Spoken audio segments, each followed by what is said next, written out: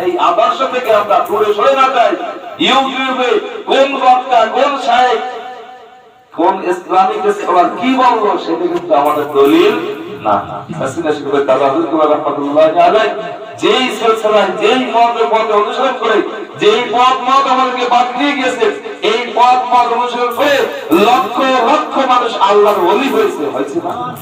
আজকে দিলমুনি আপনি সবুজ এখানে ঘুমিয়ে আছেন, ওই সাসিনার নিয়ামত আপনি এখন বাংলাদেশ শুধু আপনি তাম দেশে ঘুরবেন, লক্ষ লক্ষ মানুষ এই আমল করে কিন্তু আল্লাহর ওলি হয়েছে। অর্থাৎ আমরা কি সেই আমলকে ছেড়ে দেব? আসছে আগামী 3রা ফেব্রুয়ারি, 3রা ফেব্রুয়ারি দিন কদরের রাত, আগামী সপ্তাহে এই দিন হলো 14ই শাবান দিন কদরের রাত, লাইলাতুল নিসফে শাবান।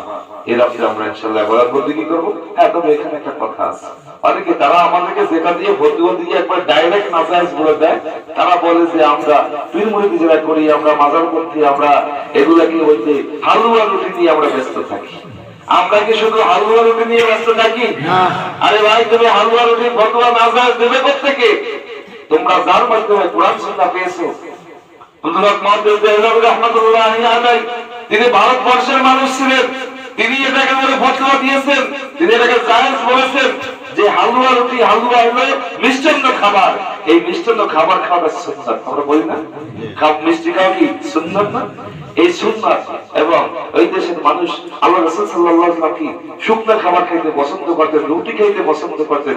এই জন্য হালুয়া রুটির সিস্টেমটা তারা এটা ভালোর দিকে খেয়াল করে সুন্নাতকে মানে সুন্নাত মনে করে আসে।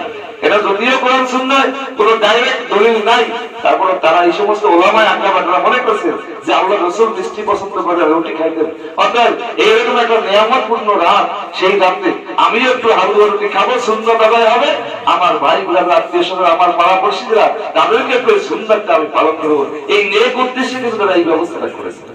তোমার যদি গান্ত দাও হয়ে থাকে এই বিষয়টা নিয়ে, তুমি সেটা বলতে পারো যে হালুয়া রুটিটা, কিন্তু সবে বরাত নাই।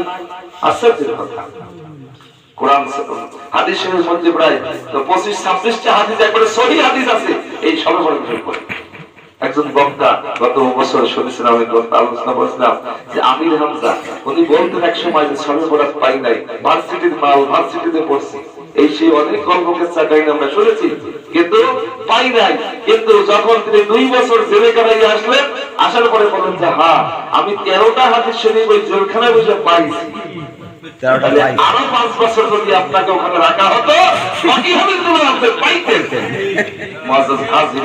আপনি লেখাপড়া করেন নাই, আপনি শুধু ভার্সিটির নাম পরিচয় দিয়েছেন।